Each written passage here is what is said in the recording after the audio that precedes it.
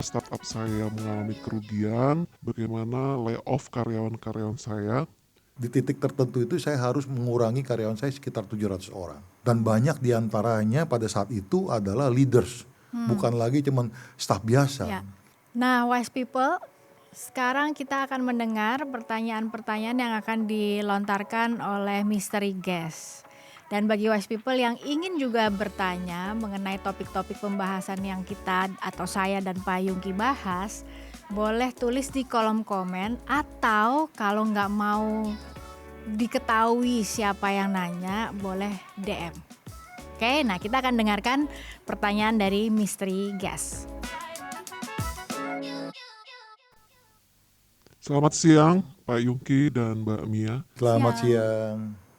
Saya dari tadi mendengar bagaimana pembicaraan antara Pak Yungki dan Bu Mia.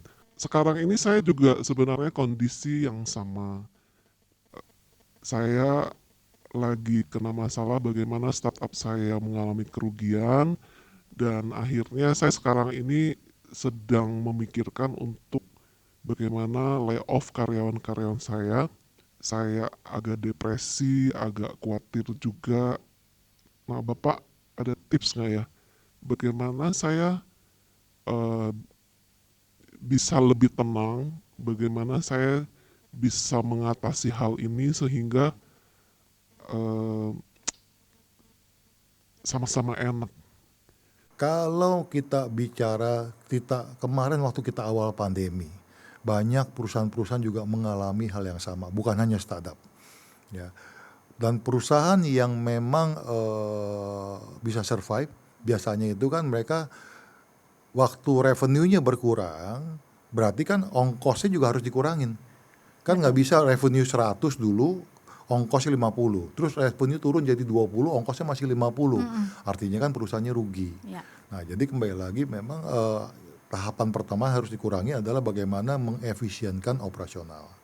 Kalau bicara mengenai startup juga sama kan, mungkin juga dihadapi startupnya juga memang susah dapat funding. Jawabannya apa sih kalau dihadapi seperti ini? Memang saya selalu mengajarkan kepada teman-teman semua yang di marketplace, kalau kita menghadapi tantangan, langkah pertama yang kita ambil adalah berdoa dan minta hikmat dari Tuhan. Ya.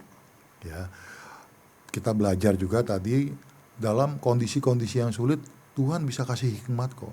Tuhan bicara kok sama kita Ya. dengan berbagai kejadian di sekitar kita. Tapi bagaimana kita bisa mengambil itu sebagai insight atau sebagai hikmat dari Tuhan.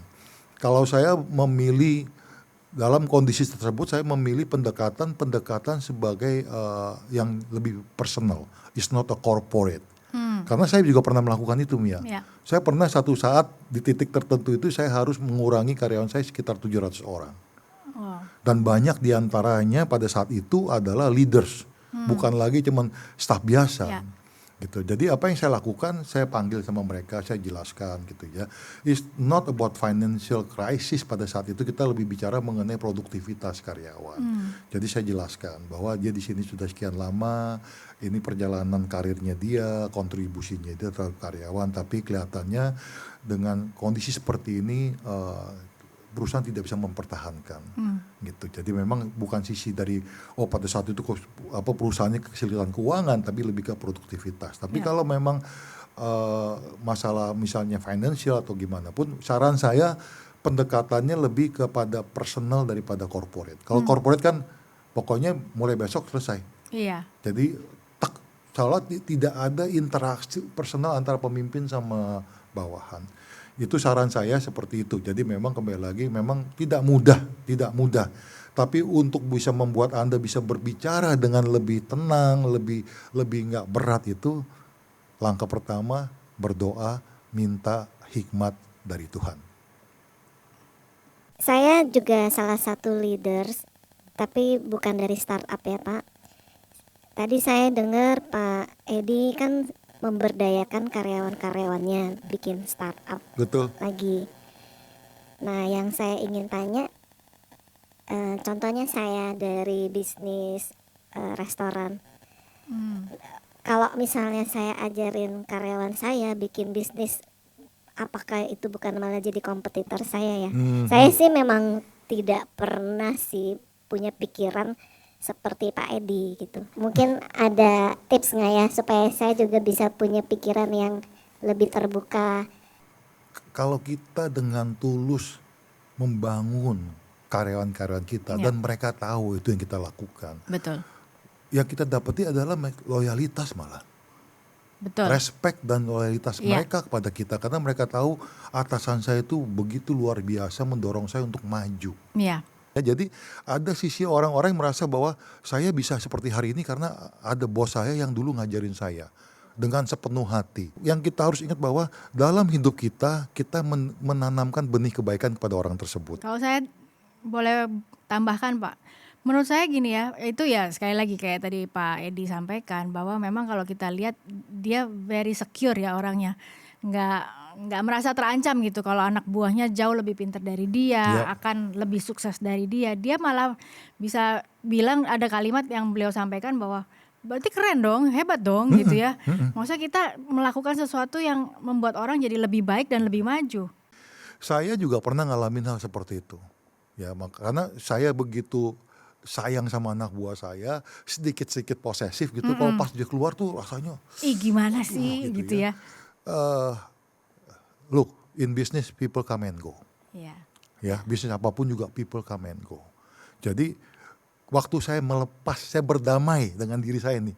Udahlah nggak usah kayak begitu-begitu amat gitu. Memang kenyataannya orang pergi kok.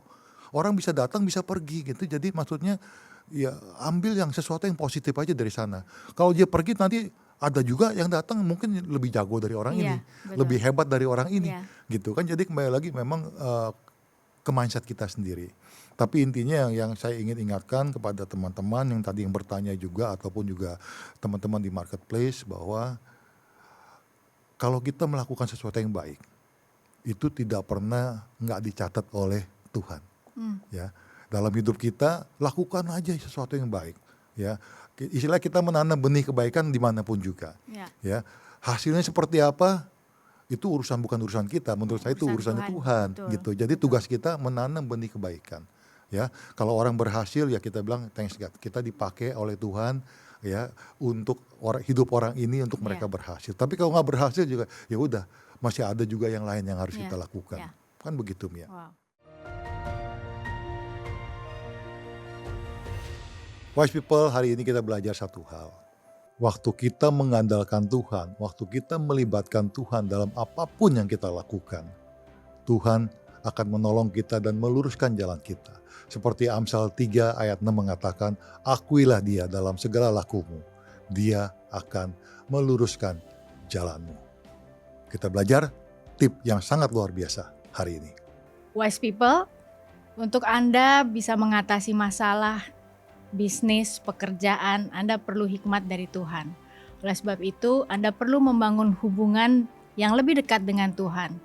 Dan dapatkan daily devotion yang sudah disediakan khusus untuk marketplace. Dan Anda bisa klik link di kanan atas ataupun link yang ada di deskripsi. Mia, hari ini seru banget. Banget, ya. Pak. Obrolannya, podcastnya, ilmu-ilmu yang kita dapat dari tadi itu semuanya sangat memberkati saya. Saya aja diberkati melalui perbincangan dengan narasumber. Jadi wise people yang ingin terus belajar dan mendapatkan hikmat dari berbagai narasumber yang akan kita hadirkan dalam Jawaban Marketplace, terus saksikan episode-episode berikutnya di Jawaban Marketplace. Tuhan Yesus memberkati kita semua. Dah.